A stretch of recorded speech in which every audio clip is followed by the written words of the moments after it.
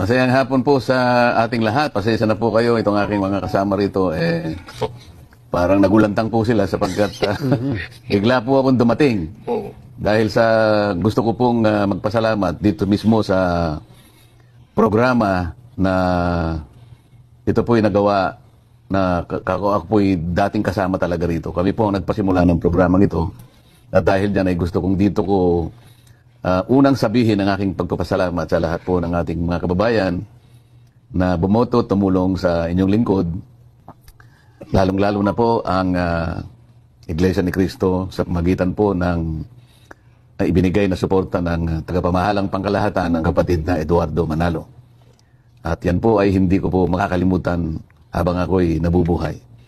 At marami rin pong iba na mga naging kasama ko pong tumulong sa akin hanggang sa may panalo po natin ay may pagtagumpay, yung minimithi po nating posisyon na inakala ko po na magagamit natin sa lalo pang tapat na paglilingkod sa ating bansa.